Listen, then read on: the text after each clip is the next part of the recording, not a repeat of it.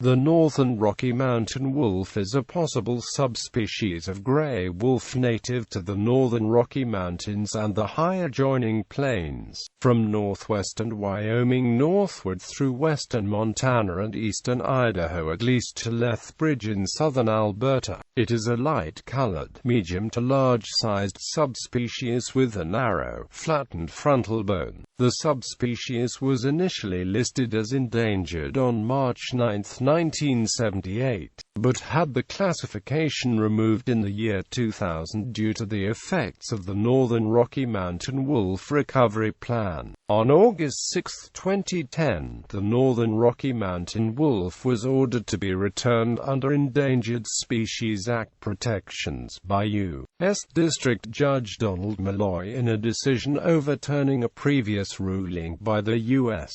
Fish and Wildlife Service. They were later removed on August 31, 2012 from the list because of Idaho, Montana, and Wyoming meeting the population quotas from the species to be considered stable. As of 2005, it is considered a valid subspecies by MSW3, though it is classed as a synonym of C. L. nubilis by the United States Fish and Wildlife Service. Physiology Description. This subspecies generally weighs 70 to 150 pounds and stands at 26 to 32 inches, making it one of the largest subspecies of the gray wolf in existence. It is a lighter-colored animal than its southern brethren, the southern Rocky Mountain wolf, with a coat that includes far more white and less black.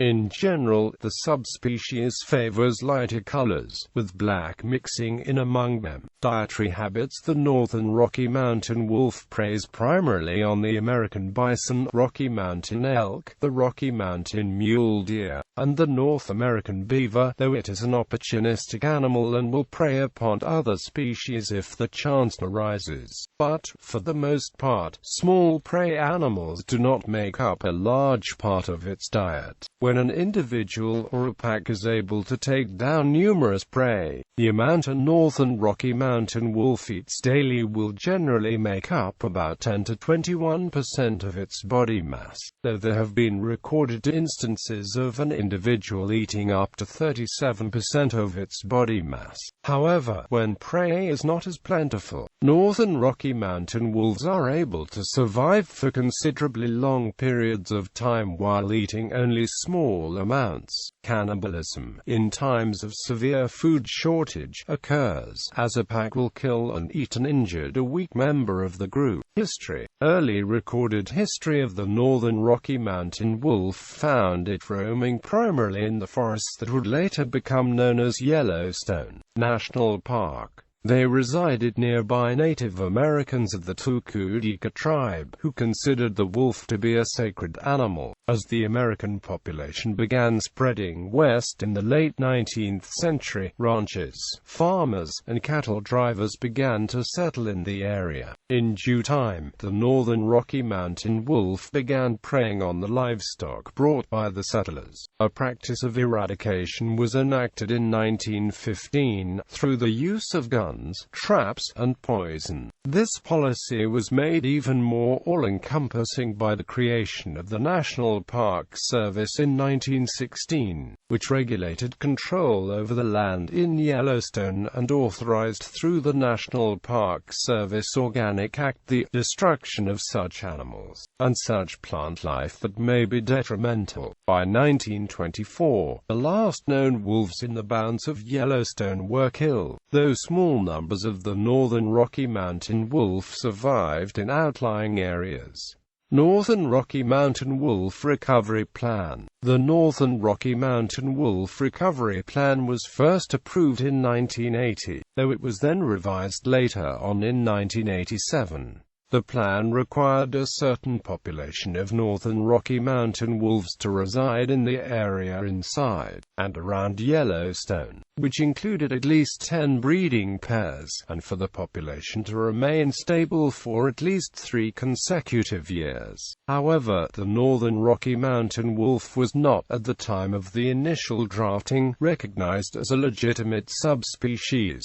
so the wolves involved in the plan were instead the Great Plains wolf and the Mackenzie Valley wolf. The overall reason for this was that the stated two subspecies of wolf roamed in the same general area as the northern Rocky Mountain wolf, and because the plan covered the reintroduction of wolves into the area in general. For this reason, the more plentiful subspecies were chosen to be translocated, so as to not upset the balance in the areas they would be taken from. In response to concerns about wolves being allowed to run free in the area, killing livestock without any allowed repercussions, the final draft of the plan, completed on November 22, 1994, outlined that ranchers were allowed to kill wolves if they were caught in the act of killing livestock on private property. In 3 lawsuits combined as Wyoming Farm Bureau Federation v. Abbott, opponents of reintroduction argued that the reintroduced wolves threatened wolves that might already inhabit the area, while supporters argued against the experimental designation and for fully protected status.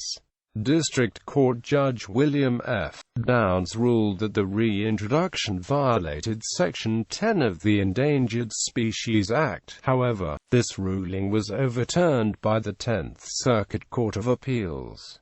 Policy changes for the ESA. In 2007, a memorandum was drafted by the Solicitor for the United States Department of the Interior, which looked at the wording of the Endangered Species Act. Specifically, the paper considered the meaning of the phrase "significant portion of its range." The memorandum detailed that the previous range of a species under the ESA was unimportant and that the current range of such a species was what was important, not what it historically occupied. A number of environmental groups were outraged over the memorandum, as the density of species under the current range would end up with many taken off the endangered species list, even if the population was far lower than what would be considered stable. Jeremy Brascotta, who is an environmental scientist, authored 2 papers in early 2009 stating that, if the memorandum is taken seriously, it could result in an increased risk of extinction for some species. On the other hand, Robin Waples, a scientist at the National Oceanic and Atmospheric Administration's Northwest Fisheries Science Center, stated that the memorandum by itself does not reduce protections. Since the memorandum was drafted, 5 rulings that relied heavily upon it were passed regarding endangered species, one of which was about the population of the northern Rocky Mountain wolf. The ruling decided that protection for the species was to be sharply limited. However, in 2009, wildlife groups challenged the ruling. On January 21, 2009, President Barack Obama made a presidential ruling for all federal agencies to halt all pending regulations until his administration can review them. Quote, "This, in turn, has halted the delisting of many species under the ESA, though the northern Rocky Mountain wolf had already been removed prior to this regulation." U.S. District Judge Donald Malloy ruled in an appeal decision on August 6, 2010, that the northern Rocky Mountain wolf must either be listed as an endangered species or removed from the list, but the protections for the same population can't be different for each state. Quote, "This ruling came about from the challenged decision in 2009 by wildlife groups and would end many of the special regulations that individual states had held over the species." The Fish and Wildlife Service made a statement that endangered protections would remain for the entire species until Wyoming is able to bring the population of wolves within its borders into required standards. The populations for Idaho and Montana have already exceeded the requirements and, thus, previously had no protections for the wolves in the states. On August 31,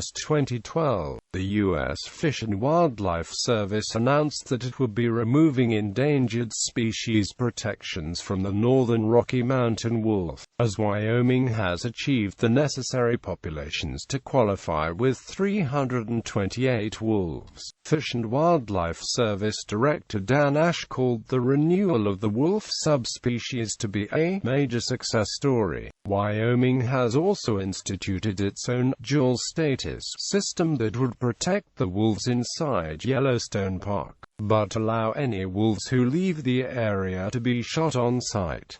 Currently, 224 of the 328 wolves in Wyoming live outside of Yellowstone Park. In September 2014, the U.S. District Court for the District of Columbia vacated the delisting of the northern Rocky Mountain wolf, which then reverted to its former status as a non-essential experimental population in all of Wyoming.